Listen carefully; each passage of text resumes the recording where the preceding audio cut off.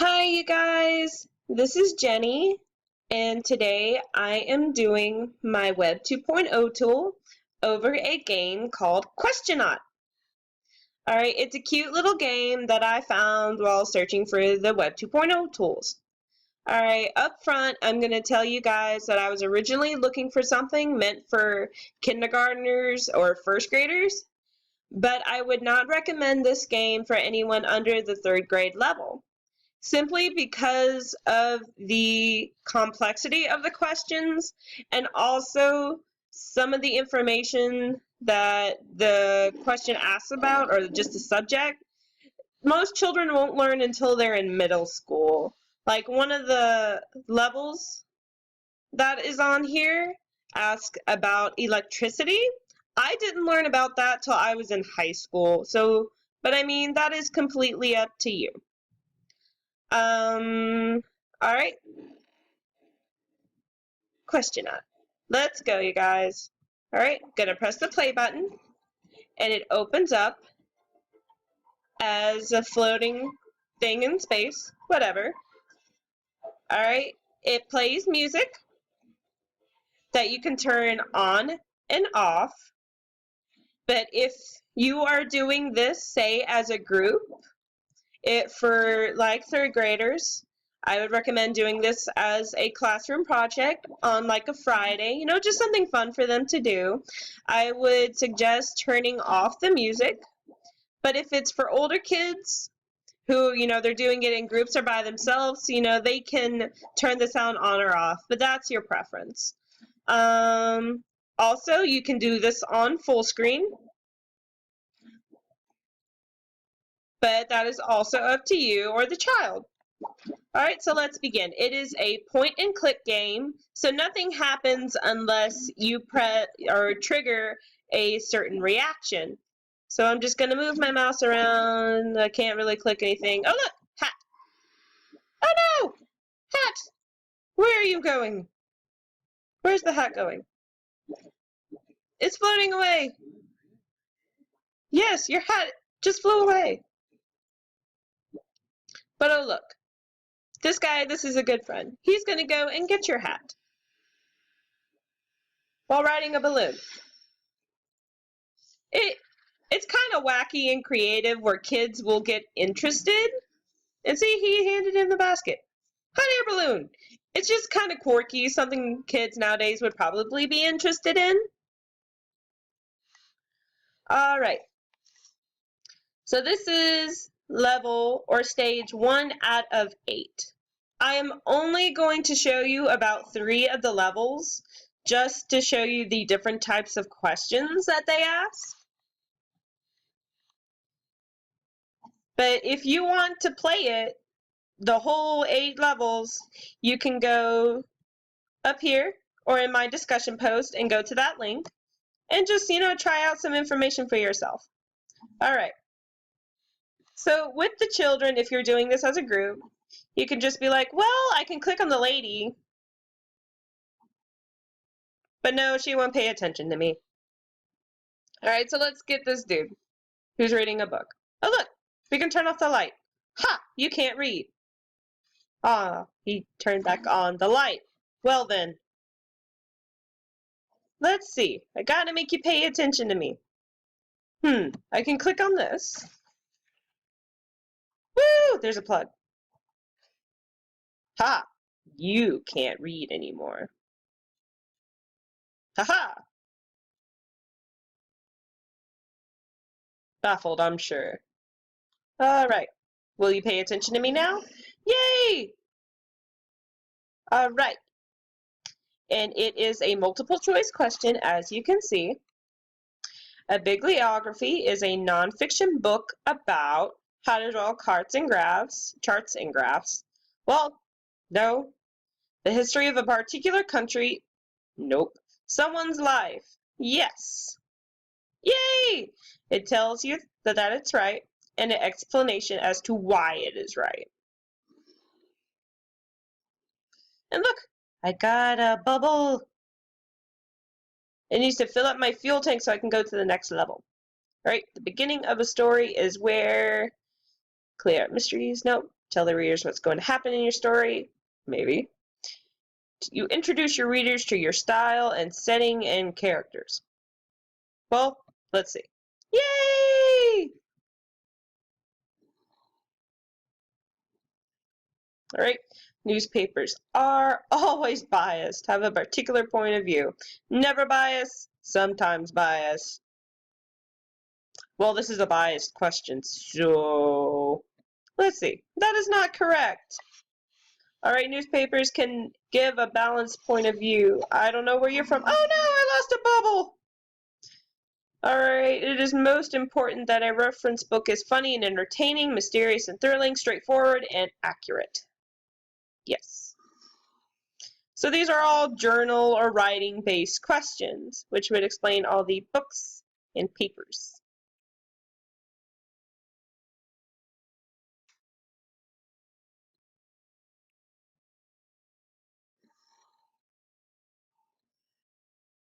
Ooh, lovely in the forest, you must say. Nasty, ugly.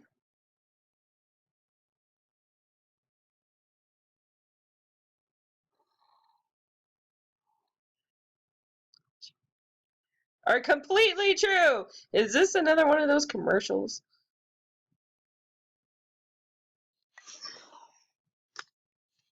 Woo! All right, fuel tank was filled. Get to go to the next level. All right, so I will go ahead, do the action reaction course.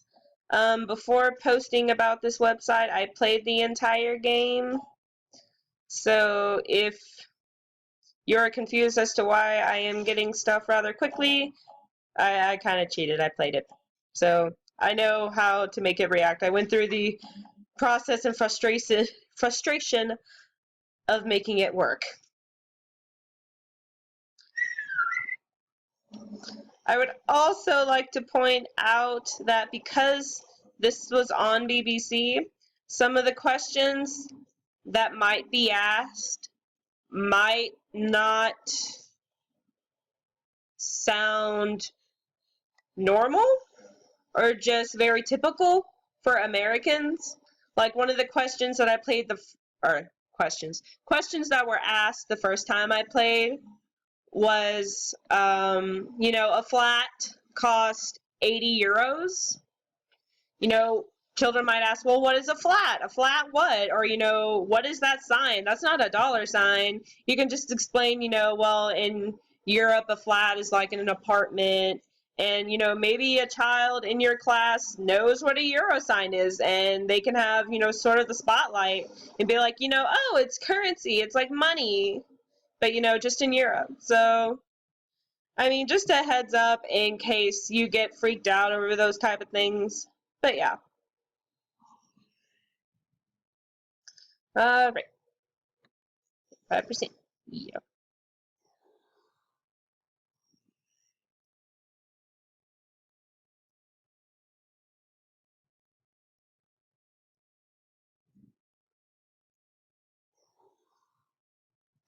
All right, so I just had a multiplication and division problem. So really, this might be challenging for third graders. Maybe not, depending on how big the number is. But again, you can probably do this as like a lesson, like a mini lesson, but in a fun way. But again, that just depends on what type of teacher is doing this game with the kids. Right. What is 32 times 25? What? 32 times 25. Well, that's smaller. So that, yay! What is the square root of 64? See, square roots. Third graders don't know what square roots are. But again, life opportunity moment where you can explain what a square root is. Doesn't mean it'll be that easy, but again, up to you as a teacher. What is not a prime number? 13. Incorrect. It is. Oh, I didn't understand the question. Okay. And I lost a bubble for it. I need to pay attention. To 700s. Ones, tens, or ones, hundreds, tens, hundreds. There we go. Yay! A bike normally costs, see, look, euros. Its price is reduced by sale by 90 euros. What is the sale price of the bike? Okay, well, would be 170. Yay! That is one expensive bike, if that was 170 euros. Even then. Alright, so we have had journalism, we've had math. So can you guess what this is going to be over? Life science. Alright, let's see, click around. Doesn't do anything. Alright. Pretty.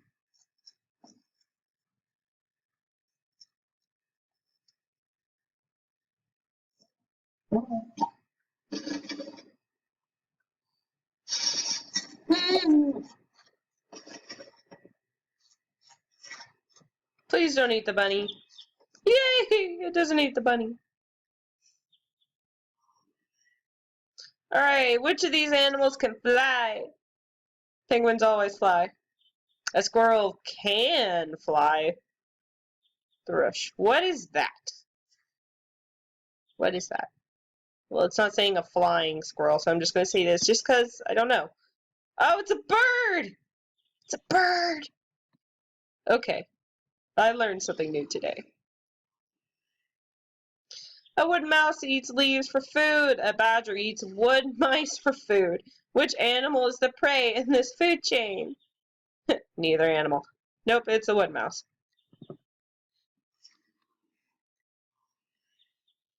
Alright, which of these is true? All animals have tails. All animals can swim.